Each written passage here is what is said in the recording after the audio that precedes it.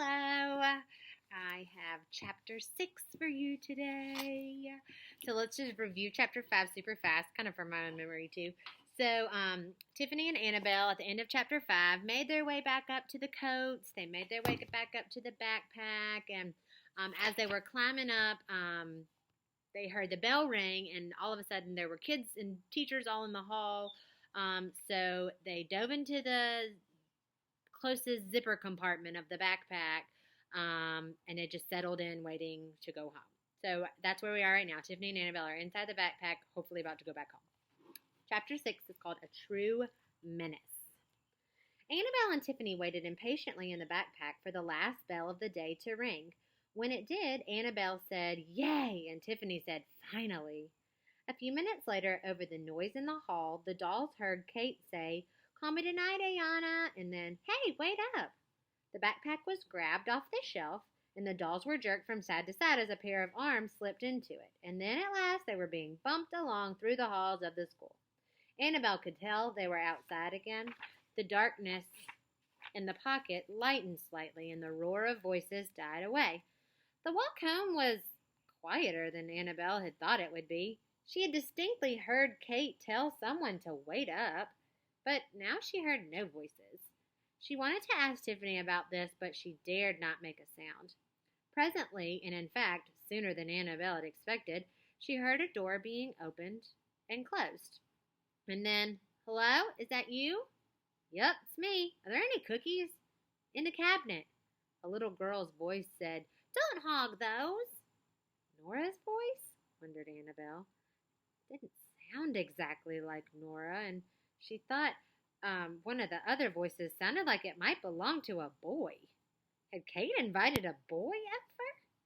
Annabelle didn't think Kate had any friends who were boys. For the next hour, Annabelle and Tiffany sat silently in the backpack, listening.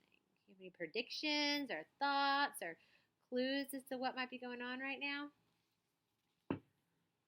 For the next hour, Annabelle and Tiffany sat silently in the backpack, listening to the voices and sounds around them. Annabelle held Tiffany's hand because she was growing nervous. My dog was chasing something in the yard. Something was wrong. The voices were wrong. The sounds were wrong. Even the names were wrong. BJ and Callie and Mom, which was wrong too because Mrs. Palmer didn't come home from work until almost supper time. The only grown-up who should be at home was Grandma Catherine. Without warning, the backpack was lifted off the ground and carried somewhere, up a flight of stairs, Annabelle thought, then set down. The voices shifted and moved away. Downstairs, maybe? Annabelle heard thumps and the voices calling to one another and doors opening and closing nearby, and finally, further away, car doors opening and closing. Eventually, she heard the car's engine start up and roar to life, then grow fainter. The house was in silence. Ooh, crazy birds. "The house. Where do you think we are?" whispered Tiffany. "I don't know, but I have a feeling we are not in Kate's room." Did anybody see that coming? Wrong backpack. The dolls remained in the backpack until they guessed about half an hour had passed. They did not hear a sound. "Do you think it's safe to look out?" Annabelle asked. Tiffany nodded, and she and Annabelle stood up and peeked into the room. Annabelle's eyes widened, and she swallowed hard.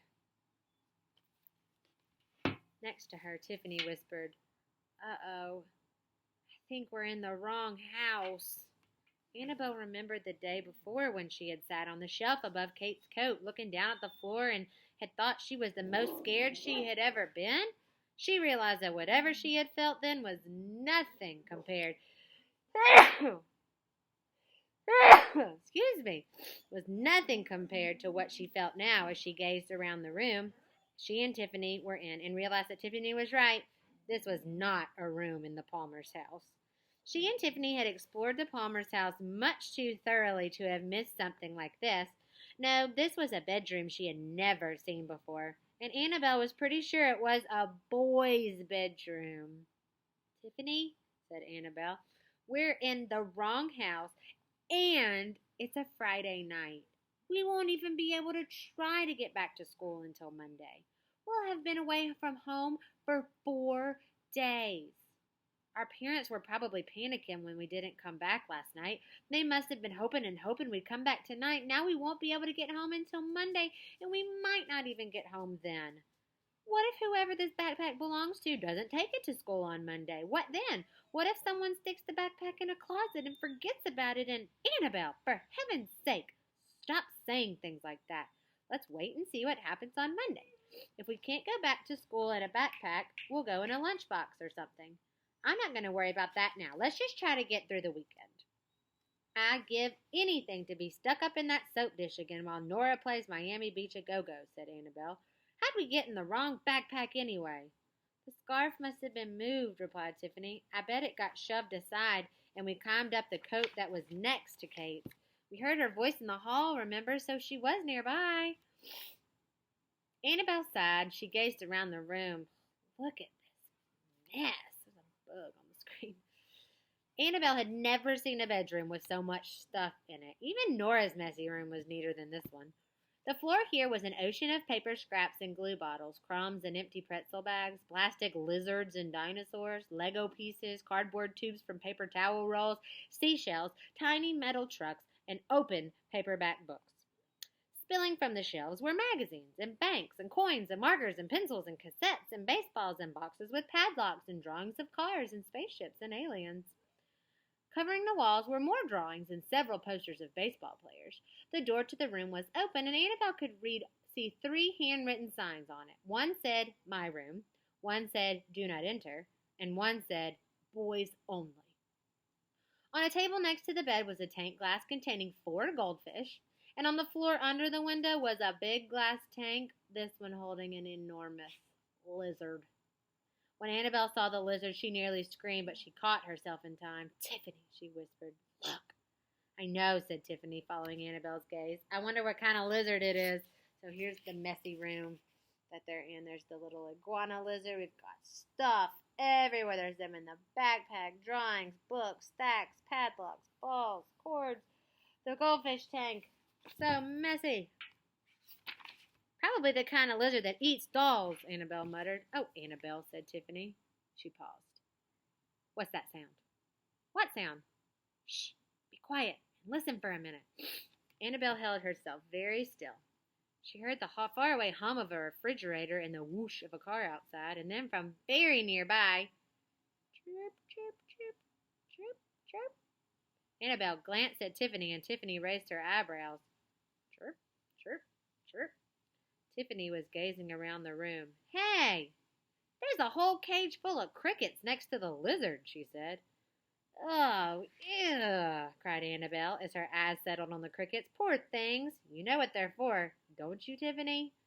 No, what? They're the lizard's food. Lizards eat crickets? Alive, said Annabelle emphatically. That's disgusting. Well, at least we don't have to worry about that it'll eat us. Annabelle and Tiffany watched the lizard and the crickets for a while. Still they heard no human voices and no sound of humans. I think we could get out of the backpack, said Annabelle, don't you? I guess so, replied Tiffany. We can't get into much more trouble than we're already in. Annabelle, thinking of Doll State, said nothing but climbed out of the backpack. Since the backpack had been set on the floor, she and Tiffany were out in the messy room in no time. They began to wade through the papers and crumbs and trucks and dinosaurs. Ugh! Screamed Annabelle as she came face to face with a lizard that was exactly as tall as she was. Relax, it's plastic, said Tiffany. Annabelle grabbed Tiffany's hand and clutched it as they continued across the room. They were approaching several metal racing cars that Tiffany hoped she could fit in when out of the corner of her eye Annabelle saw something move.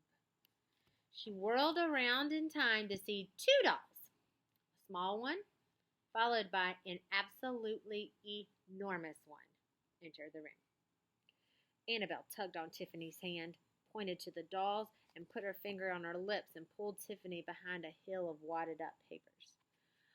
Cautiously, she and Aunt Tiffany peered around the hill. Annabelle saw that the small doll, who was taller than Annabelle, but still much, much smaller than the other doll, was dressed as a princess.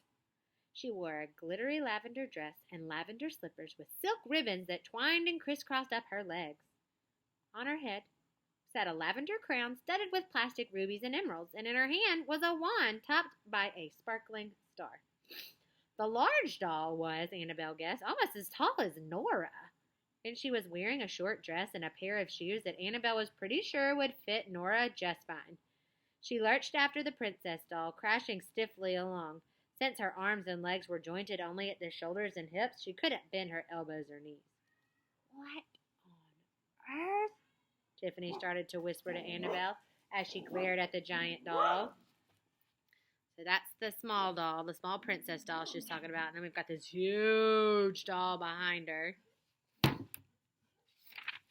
At that moment, the princess turned to face the giant and commanded, "Charge!" Annabelle completely forgot about being quiet. "How did they even know we're here?" she squeaked to Tiffany. But Tiffany nudged her, shaking her head, and Annabelle saw the princess point not at them, but across the room. As she watched, the giant lurched forward, nearly smashing into a group of small dolls huddled beneath a table.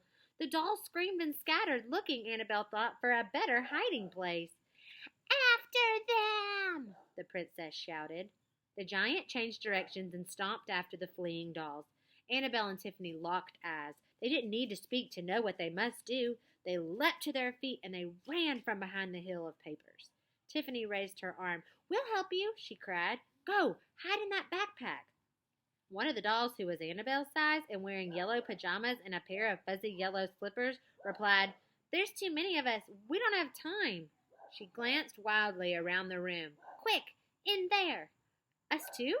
asked Tiffany. "Yes, hurry." Annabelle and Tiffany followed the dolls through the low doorway of a strange structure, and Annabelle, peeping through a narrow window, saw the giant shoe smash down on the spot where she had just been standing. So they're going to hide in this, little Lego house, I think. Oh, that's the end. Man, I didn't know that was the end of the chapter. So, this chapter was called A True Menace. And a menace is like someone who's bothersome or annoying or just kind of messes with you a lot, like Dennis the Menace, if you've ever seen that movie before. So Annabelle and Tiffany, we've realized, are not in the right house, not in the right room. There's nobody at this house. It's Friday, so they're stuck for the weekend.